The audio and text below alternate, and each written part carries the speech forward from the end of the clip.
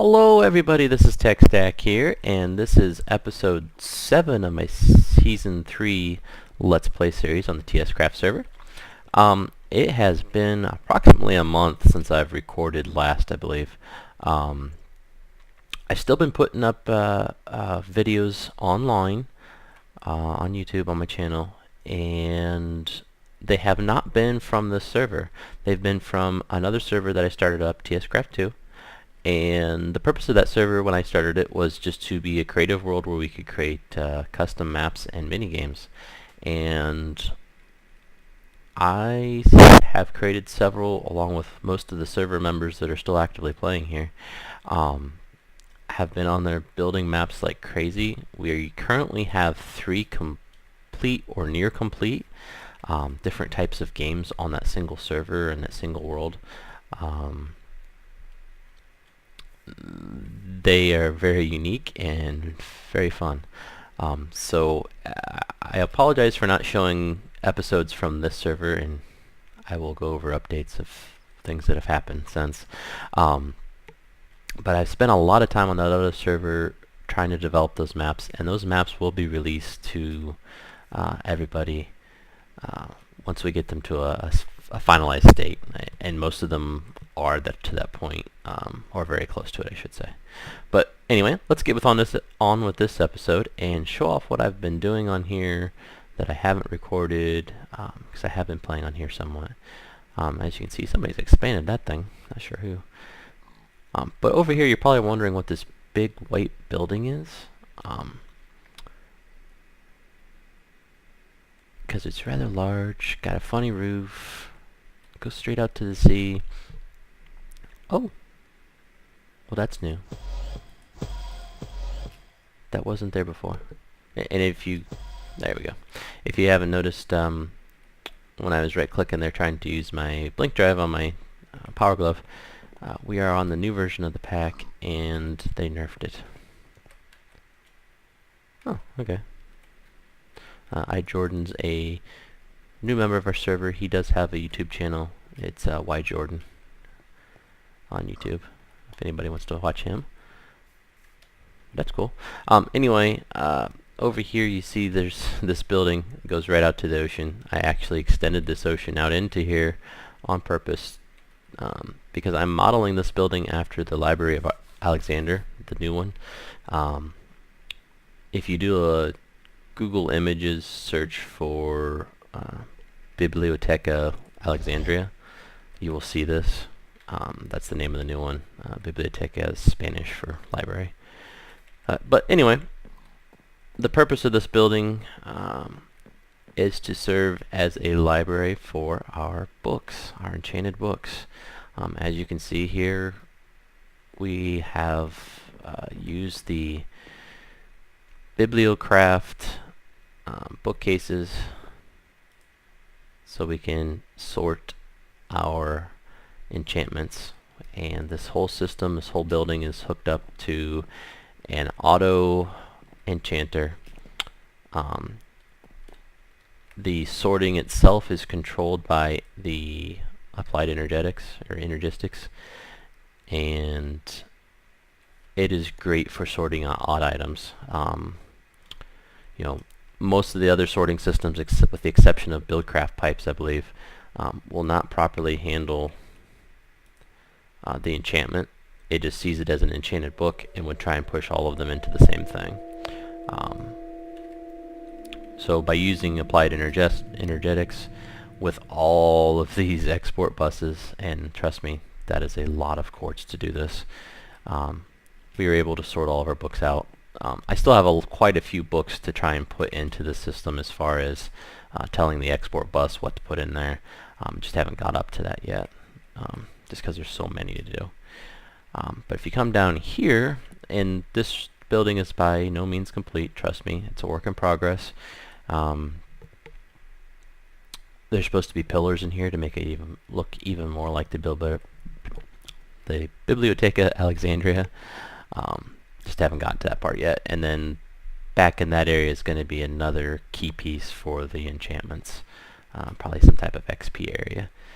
But back here is the real guts of the sorting system.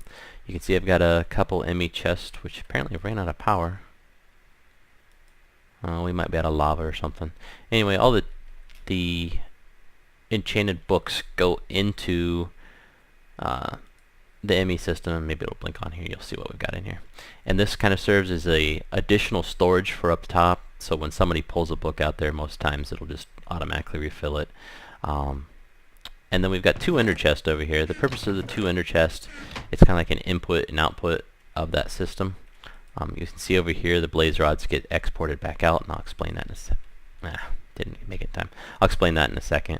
And then down below, should just import everything, I believe. If I can hit the block. Yeah, see. Just imports everything off of that purple, white, purple, and the top is all reds. This over here, you can see I've got another wort farm set up on a, I believe it's BIbliotheca multi-block farm. And it's hooked up to the ME system also. Underneath is all the plumbing needed for that. Looks like it probably needs some more fertilizer. Yeah. But the purpose in doing that is so I can auto-craft different potions. You can see right now, I believe I've already got this thing hooked up, yeah, to automatically export nether wart, and this one exports glass bottles. This piece here was to export glass into this, and it was going to create bottles. I just haven't gotten around to hooking up the import bus to pull the bottles back in. When I was done with that, I was going to create another export bus out of here that's going to pull the awkward potions out, and then we can put those in here and so on and make different potions. All of the available potions probably take up quite a bit of room down here to do this, but the purpose in doing that is so the top floor over here, we'll take all these BuildCraft pipes out. That was an original design that just pretty much failed. And we'll replace these bookcases with potion stands. So we'll have all the available potions right up here on this floor that you enter on. You can grab whatever potion you want and then walk on. Obviously up top there we've got some anvils for applying the books. Excuse me one second. Sorry about that, I had a little bit of a morning cough. So that's the purpose of this building. It's going to be kind of a multi-use area. Common, publicly available for anyone on the server. But let's go back here, get out of this area, and go in here. You can see I've set up my mob spawner up there. I've only got a couple of the soul shards up there. I think endermen and cows or something. The cows were needed for the part I'm going to show you down here, because our AE system was creating books. Down here in the very back there is a blaze spawner, tier 5, which appears to be turned off. There's a wireless signal on it. We can turn it on and off. And we use these Mine Factory Reloaded conveyor belts to funnel all of the blazes down to this end and straight on over to this turtle. This is an XP turtle. I'm sorry, enchanting turtle. He kills the mobs. He just constantly smacks them, and he'll collect the AP or the XP and the blaze rods. Once he gets to level 30, he grabs a book from this ender chest down below, which is filled by my AE system, enchanted, then throw the enchantment in this top one, which is that same purple, white, purple we've seen over in the library, and that's why the library system is exporting out the blaze rods. Because if we go back into our room over here, oops, come on, there we go.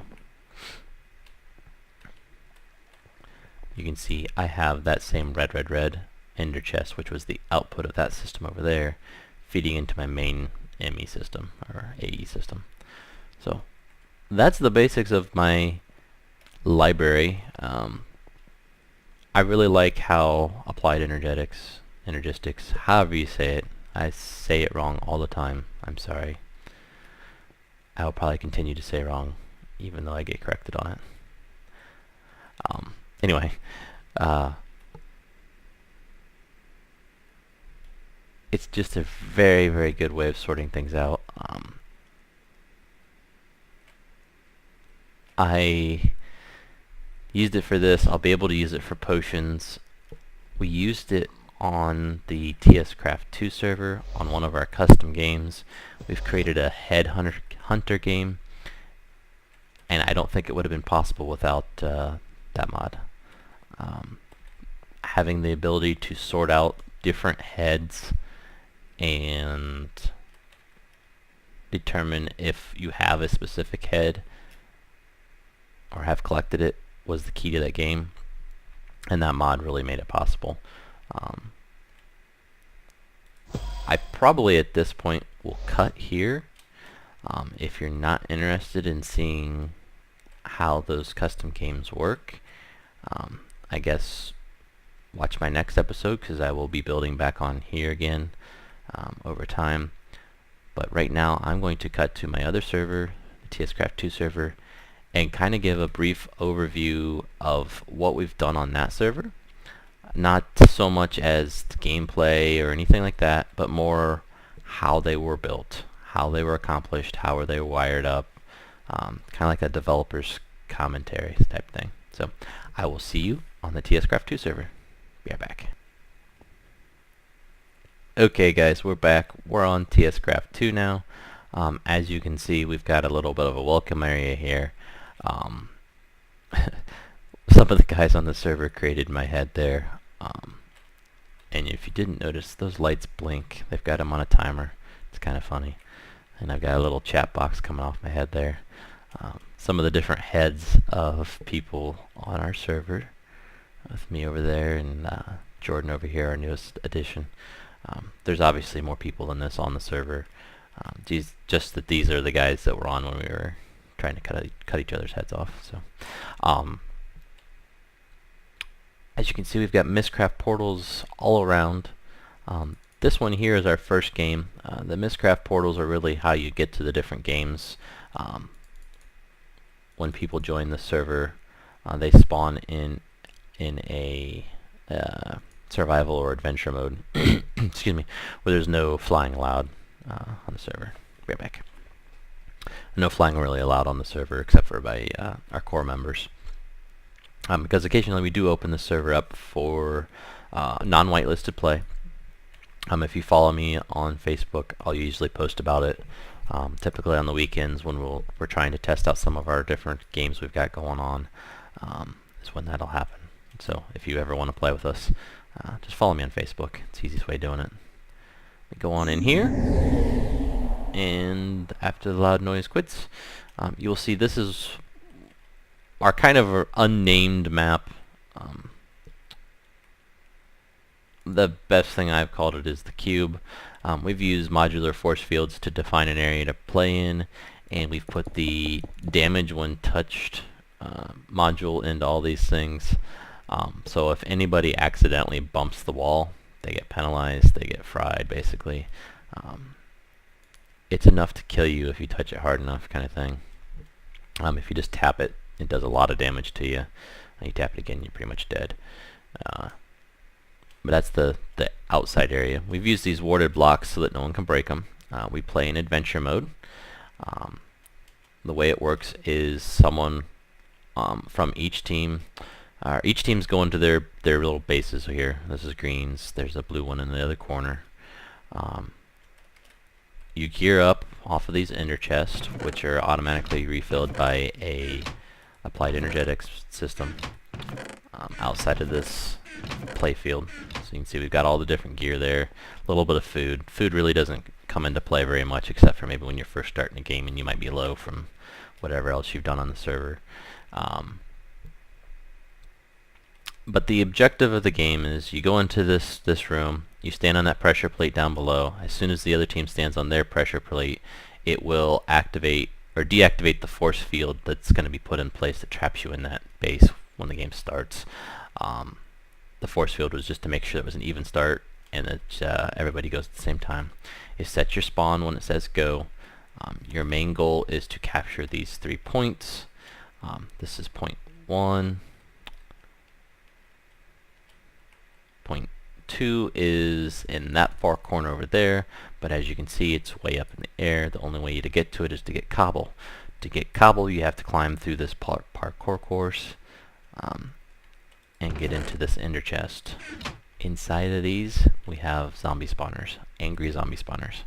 So if you're playing at night, you will have a challenge. Once you get up here, you cannot just camp up here and shoot everybody, keep them from getting the cobble. So that's a key piece of this. You can see one just spawned in even during the day. So basically you can either build a bridge across and drop down, or you can build up. Either way works. Once you've captured point 2, point 3 then unlocks. I guess that's a key to this map too. These points are progressive. You can't capture point 3 without getting 1 and 2 first. Once you do capture point 2, or 3, I'm sorry, inside of this base here, if you're playing as green, you'd capture green points. So once we got the green point over there, you'll need to come into the blue base, and right here when the game is active, there would be a modular force field preventing anyone from getting in. Once you've captured point 3, that drops, you can get down here, and that one has the longest capture point. It's double all the rest of them. The rest of them I think are 8 seconds. This one's 16. You stand on that for 16 seconds and you'll win. It makes for a very fun game. Lots of competition back and forth for the cobble. You can collect the cobble, and most games whoever collects the cobble first wins. But if you manage to kill the person that's got the cobble, then the balance of power changes because you can collect it all and try and get to your base. So one of those deals. Let me grab this cloak here because it lets me teleport through the force field, and we can show some of the wiring. All of the points themselves, actually let's stay on this point down here and show this off. So you can see it turns that light on, or it's supposed to. There it goes. When someone's standing on it, it turns the light on above it. All of the points have that. The higher up points have the light beneath, so you can see it a little better. But that's all accomplished with wireless redstone. These points here, there's wiring underneath. Let me see if I can get to it easily without breaking anything. Probably this side's safest. You can see the wiring just collects a signal from the pressure plates above and then runs it down to a specific frequency. Real simple. Okay, let's jump out of here. Okay. Ignore that chat message. That's that game over there. Here's that same 4001. So this is green's control point 1. It's on a NOT gate because it disables this timer by default. When someone's standing on that point, the signal activates here and it disables this end of the NOT gate, which allows this timer to spin. This timer is set to 8 seconds because that's how long we want to have to stand on that control point to capture it. And the signal goes into this RS latch. This system works just great like this, but I think I might be using these RS latches incorrectly. But the way I've wired it, they work great, so I'm not gonna change it. I think they're supposed to have signals going in this way to allow it to go through, and then you turn them on and off from each side, but I just rotated them, and I have a game reset frequency right here that will disable that thing once it's been powered. So that timer ticks, this RS latch turns on and keeps the signal going, which disables this NOT gate and allows this AND gate to get powered. Oh, it looks like somebody needs to reset the game. There we go. That's the default state of this thing, where it's powered here. So once this thing ticks, it turns the power on to this side of the latch. Then this slide is depowered, which deactivates this side. Then this is the second control point. This is an AND gate. When both this and this are on, it allows the signal through, and so on all the way to the third point. And the third point itself has the same setup, just going back the other way to conserve space. This is the blue base, last control point. Same setup, different interval. It's 15 seconds. And all of these are going into command blocks. As you can see here, we've just broadcast the message saying the green capture point 1, point 2, point 3, and then this one over here adds a little bit of verbiage just to help people know what they're supposed to do next. Green is disabled. The blue team's field, hurry to capture the blue space. And then this one here is the controller for the blue team's force field. And then over here, off of this last capture point, as you're standing on that, the capture points in the bases, so this would be for the blue side, it detects that you're standing on it, starts timing this base, which goes off to this one when it's complete. This says the green wins. But as soon as that starts, all these other timers start running. And what they do is they say green wins in 5.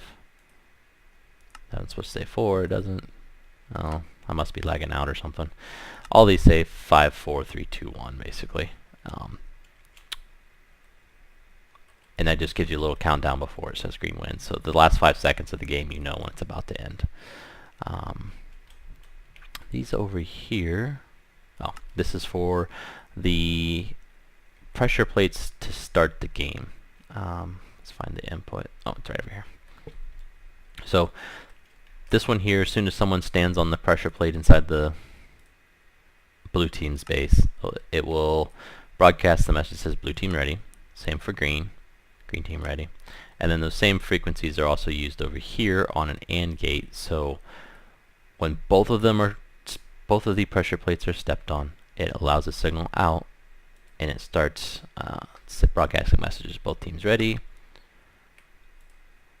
3. Oh, that's the wrong one.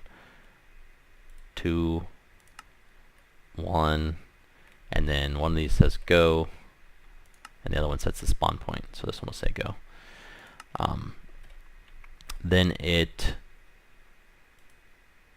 pre-game field on. That's the force fields that should now be in place, I think. Yeah. See, there's a force field that keeps you inside your green base. That force field is controlled by that wireless over there. You can see that logic right here. It's just controlling a modular force field with the proper setup for a wall.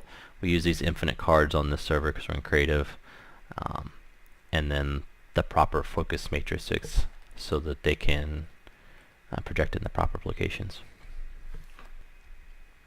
That ender chest up at the very top of this thing is right here on this frequency, and it's just set up on some igneous extruders that force all their cobble into it. So it's a way to not have to reset that part of the map after a game. And somebody's added a command block down here. What's this do? Oh, okay. Somebody's just playing around. Over here, and I didn't have a complete hand in this, so I'm not quite sure what all this is doing. I'm assuming it's crafting our helmets. But over here is our ME system that has the ability to craft all its gear for the game. We just stocked this up with lots of materials a long time ago. It knows how to craft most of the things, and then those are all on export buses for the proper ender chests in this area. Probably as a finishing touch for all this, I will likely add up in this room, if I can get off the ladder, there we go. I will likely add some type of system where you stand on a pressure plate, it triggers a bunch of deployers or dispensers that pull out of the chest. Because right now, currently just going through 9 different chests to gear up takes a while. So when you respawn, there's a little bit of a delay before you're back in game. But that's what I call the death cube. Kind of a weird name for it, but I haven't came up with anything better. Our next game is still being playtested a lot, or needs to be playtested a lot. It's a game currently that's just taking a long time to playtest. A single match takes a while. And I hope we didn't lose part of the world. Are we just not loading? Yeah, we're just not loading. Okay.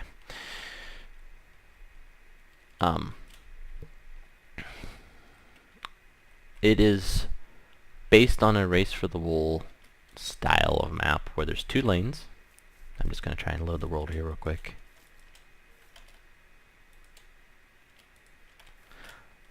You're not allowed to go into the void lane, which is this area in between. Wow, this really isn't loaded.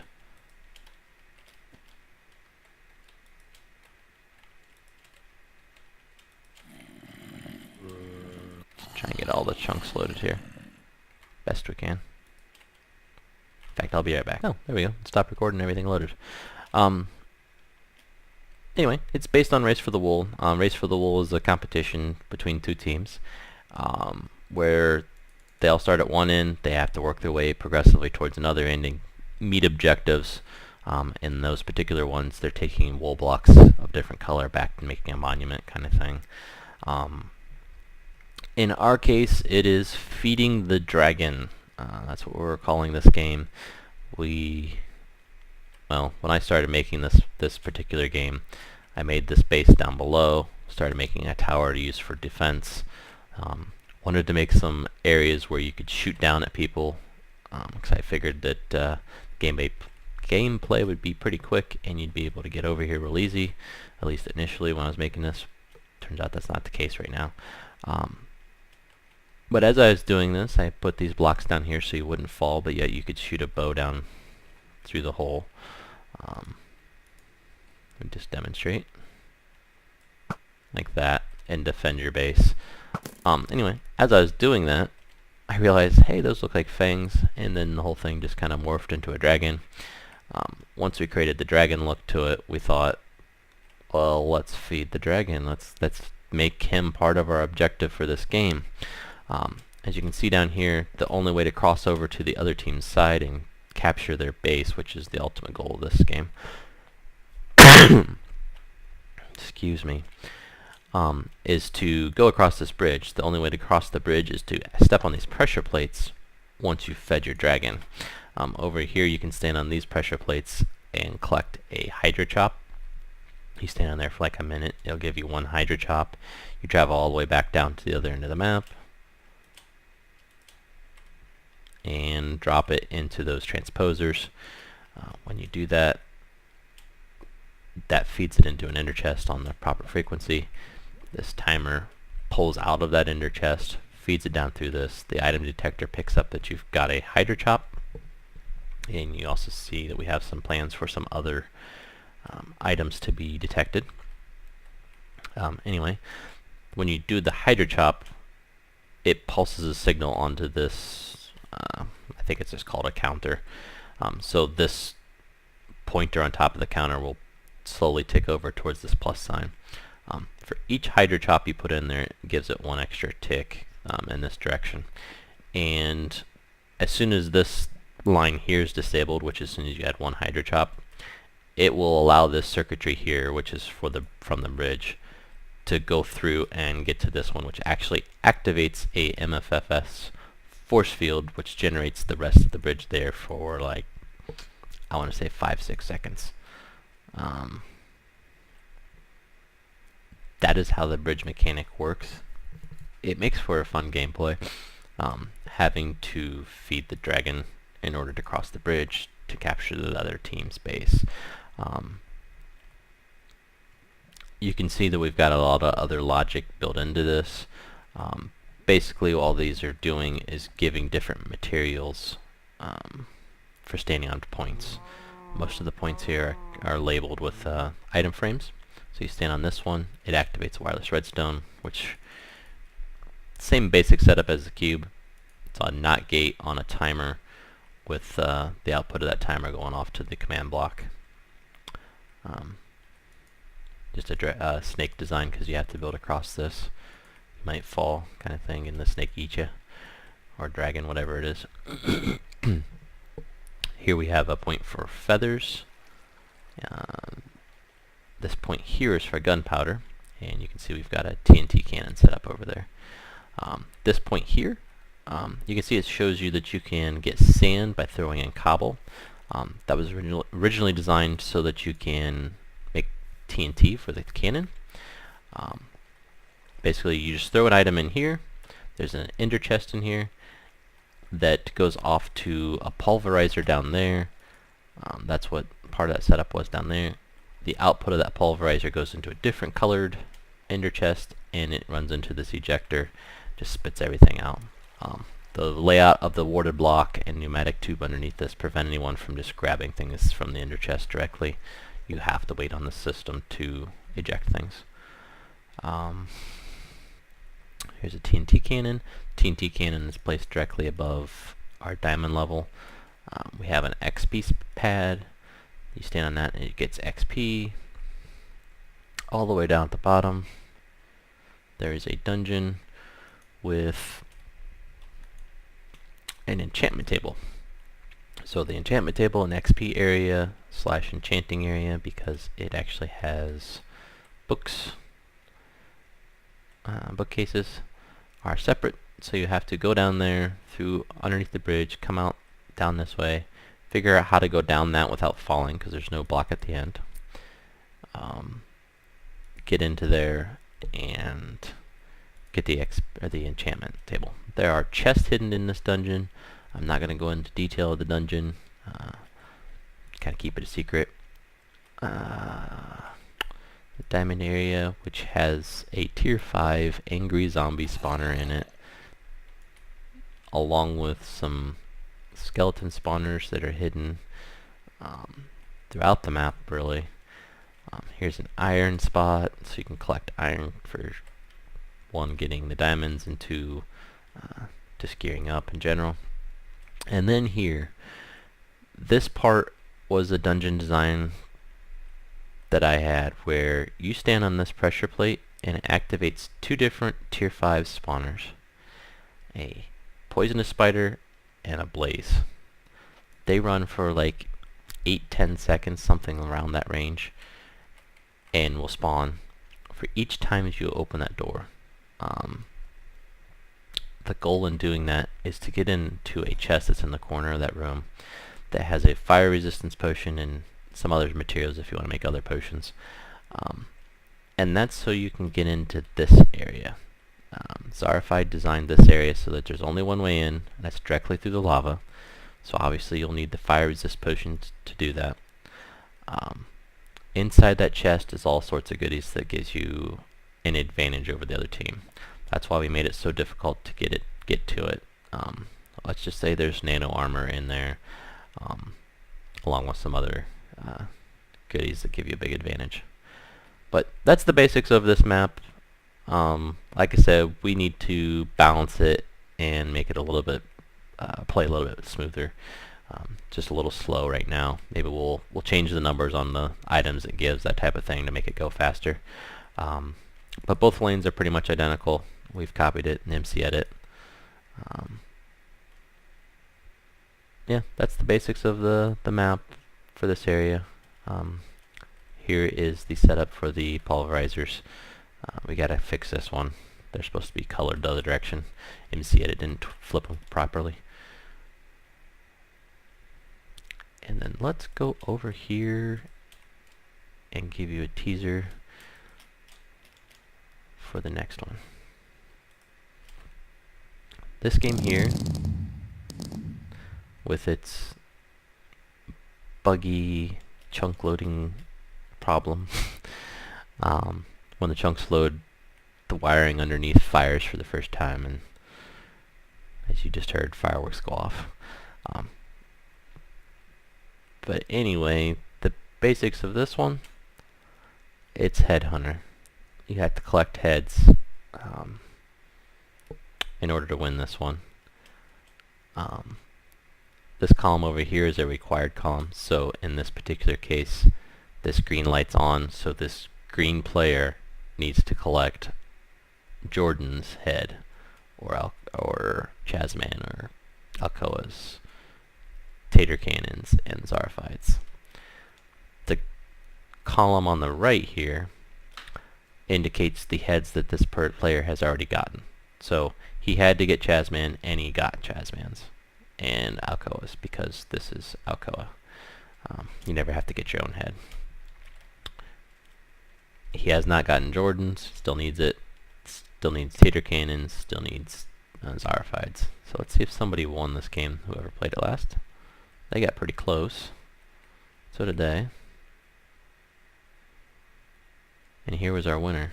Tater Cannon won it, because both sides are lit up. When he would have won that, the fireworks would have fired in his color.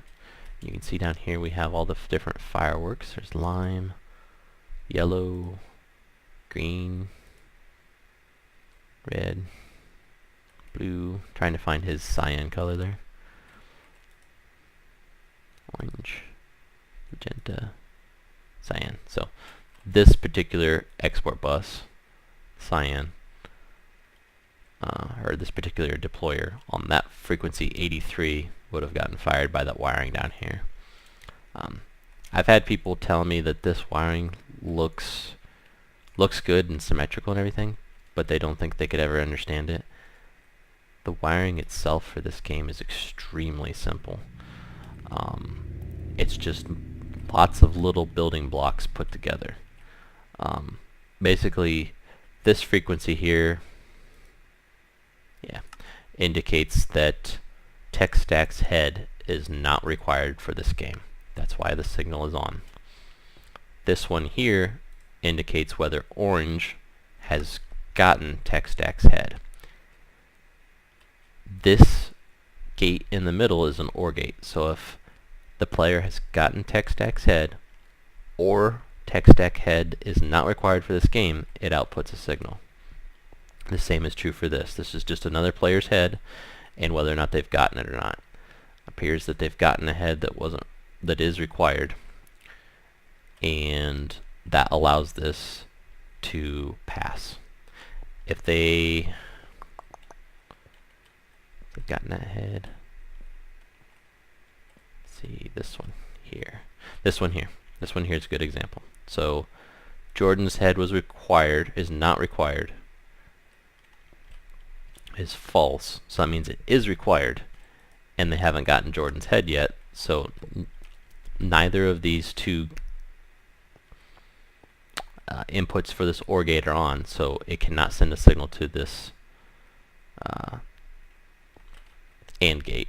So the AND gate is not happy, and it's not outputting a signal. Basically, that's how this all works. Here's one head, here's another, it ANDs them together, throws it up to this AND gate, which is just another two heads put together, so that this AND gate has 4 heads on it, this AND gate has the other 4 heads on it, and then this AND gate has all 8. If all 8 of those different little 3-section blocks are happy, then it comes out to this gate, which just checks to see if the game is active or not. I was trying to prevent some of the fireworks from firing. And when that's true, it says orange wins. That's really all that logic does. This piece over here controls the fireworks. It's basically a NOT gate that keeps this signal on all the time, and it's on a timer. That's the reason. This frequency here is the fireworks for orange. When this signal comes on, the NOT gate turns off, and this repeater is on a delay. I want to say it's 64 ticks, so that the timer starts running. The timer is set for every 1 second, so every 1 second when someone wins, a firework will go off, and it's fireworks all around the thing. As you can see, every 8th deployer on those edges fires for orange. But this repeater just shuts it off after like 3-4 seconds, so that it doesn't keep firing continually when someone wins until the game's reset. This here is our starting area for the whole thing. And I'm actually going to reset this map, which is this reset button up here. And it takes a second because what it's doing is all of those heads on the image system that sorts them out go into an export bus when that button is pushed, and they get recycled back into the system down below. The system down below is really what is the key for this whole game. It sorts out the heads into dispensers, and this is going to be your spawn point for red. So when you step on that pressure plate, you're going to get red's Jordan's head, and that's going to be your head for that game. We designed this so that other people can play this game. They'll be playing with our heads unless they want to go through and change every place that TSCraft's heads used in this game, which is lots of export buses, import buses, all of that type of stuff. But anyway, they won't have to actually change heads. They will be given Jordan's head in our original example. Let me just play a game. See, I'm given Jordan's head. I can put it on so that everyone sees that I'm Jordan and knows to kill me when they need Jordan. And red wins because I'm the only one playing. That's what happens. It only goes off for a few seconds. I'm given a sword, a bow, a stack of arrows. Originally wasn't sure if 64 arrows would be enough. Looks like it's going to be because you get killed a lot in this game. It's very, very much a frantic game, crazy game, trying to kill each other a lot of time. If you didn't notice, you probably heard a splash potion go off. The splash potion is a regen potion which lasts for approximately 10 seconds by the time it's turned into a splash potion. That was to prevent spawn camping. It's regen 2. So if someone were at your spawn pad here and trying to just hit you as soon as you came in, you'd have a little bit of a help and time to turn around and kill them. Fight back kind of thing. Behind the scenes here, over on this side, it's just a redstone or wireless signal going into each of these lamps that controls it. Over on this side, there's again a wireless, but you can see behind there, let's break in. Behind there we've got the level emitters that detect the proper head. If we have one of those in the system, it sends the commands to the logic down below. That's really the basics for this game. The level design itself, I think, looks pretty cool. Alcoa helped me a lot in building this. We kind of shared the design together. It just grew from this top platform and just got bigger and bigger. It's got multiple levels here so that you can sneak around the player real easy, which makes it even funner. You know, if it was all one big flat area, it'd kind of be boring. But yeah, everything's color coded so that you know where to go if you're on cyan, for example. You can see the colors from inside, you can see them from above. Just helps in trying to orient yourself in a very symmetrical world here. But yeah, I know this has been a lot of talking, a lot of showing things off. This has been a lot of work to get all three of these games going. And as you can see over in that general area where we're working on another already, as soon as we get close to building one, we get an idea and start working on another. So all three of these games will be released on the FTB forums at some point in the near future, hopefully. At least that one and this one in the real near future. The Dragon game might take us a few more weeks at the very least to get the bugs worked out of it. But yeah, it's been fun doing this. It's been fun playing. If you want an opportunity to play test with us, the best way to do it is to follow me on Facebook. I really hate plugging Facebook like that, but I've been using that as my communication method that's quick and easy to let people know when we're playing on here, because what we'll do is we'll get on, we'll turn the whitelist off, I'll post on Facebook about it, and whoever joins can play. So